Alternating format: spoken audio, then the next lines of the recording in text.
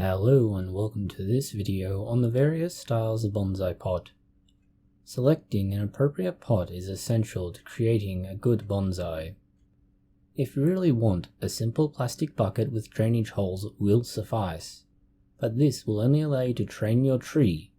No exhibition will ever accept it. If you go to a nursery or bonsai supplier, you will find a vast array of bonsai pots to choose from. These can be wide and shallow trays, through to tall and narrow column-like pots. As a rule, they are made from a ceramic material and often glazed. Some can be made from plastic or metal, but these are less common and come with their own drawbacks.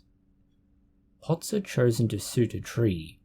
You should always style or shape your bonsai tree before choosing a pot. This is because the two will often go hand in hand. The art form of bonsai, and to a lesser extent flower arranging, have similarities when it comes to how you design your tree and potting combination. You're looking at several characteristics, and they all need to be considered and balanced. The first of these is whether or not your tree is masculine or feminine. This will then influence how you will complement your tree. The hard lines and strong structure are similar to those of a masculine image, and so placing this with a feminine pot would provide a contrast that is less desirable. Meanwhile, the feminine pot and tree will have sweeping motions, a smooth bark, and have that aura or feeling of femininity. The size of your tree and pot is another thing to be mindful of. There are some broad guides to consider. You should think of it this way. Depending on the height of your tree above the ground level or the top of the pot is where you need to start measuring from. Your pot's width should be roughly 2/3 of this. That is, if you have an oval or rectangular pot. Round or square pots should be about 1/3 of that height. If you have a tree that has foliage not commensurate with its size, either incredibly small or unusually large, then you need to scale this. Larger foliage requires a larger pot, while smaller foliage, you often use a smaller pot. If you are going to look at altering the width of the pot relative to that 2 1/3 ratio, then you need to look at changing the height of the pot. If you are making a wider pot, then it should be shallower. If you are making a narrower pot, it should be slightly taller. Now you can begin to see how these elements need to be complementary. Despite what has already been said, you need to choose a pot that will support your tree for at least 2 years and provide enough substrate to support the tree for that time. You do this for several reasons, not the least of which is that repotting your tree can be a dangerous exercise and is one of the ways in which a tree can die unexpectedly. Secondary to that is that having at least 2 years of growth within a pot means that every year you are not left with a massive pile of trees to work your way through. There's already more than enough work for most people. Adding repotting to that schedule just creates unnecessary chaos. Something to be mindful of with ceramic pots in particular is how they age. Your pots will inevitably break. This is because seasonal changes in temperature cause the ceramic structure of the pot to be stressed over time. This is compounded by the addition of water when you care for your bonsai. The water penetrates the porous surface. This then expands or contracts with temperature changes. This eventually leads to the pot cracking. It can and will eventually break. Whether that is years or decades will be influenced by quality. The cheapest pots may break within a year or two.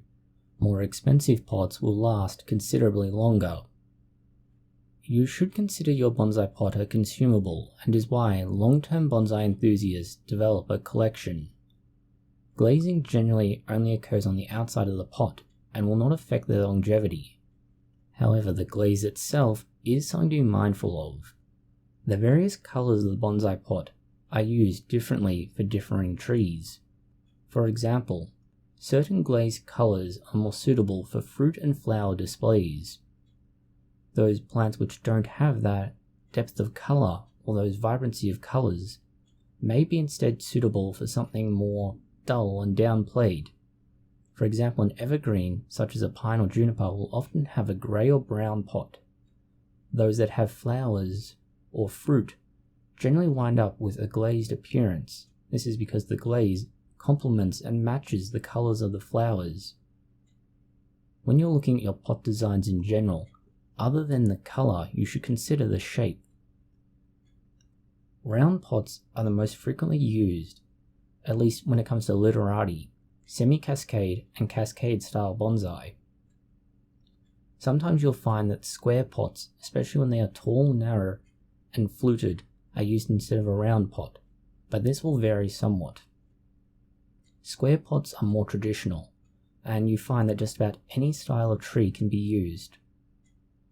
Rectangular pots are useful, especially if you have a straight or formal upright. The straighter the trunk, the more suitable the rectangular pot becomes. Then there are lotus pots. These are particularly unique, and you more or less use them as an intermediary between square or round. Sometimes they're useful for particularly unusual specimens that don't exactly fit into any single format. This is because the lotus pot itself has a slightly unusual shape, and you can often match it very nicely to an unusual tree. Finally, there are trays. Trays are used for things like rock plantings, forests, and rafts. You can also use them for particularly large trees, although when we say tray, the conception of a tray should be expanded upon a little bit here.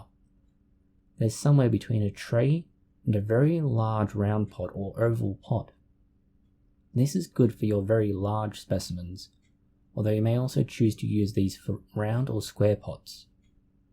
Trays themselves are mostly used for those particular styles we mentioned, those being rock plantings, forests, and rafts.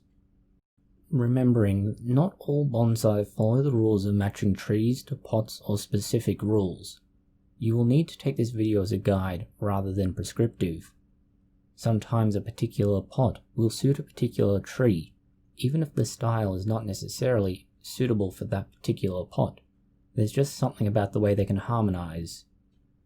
Remember, what you're after is complementing the tree with the pot, and in some cases you may be sitting on either a pot or a tree for many years trying to find the most appropriate vessel to put it in.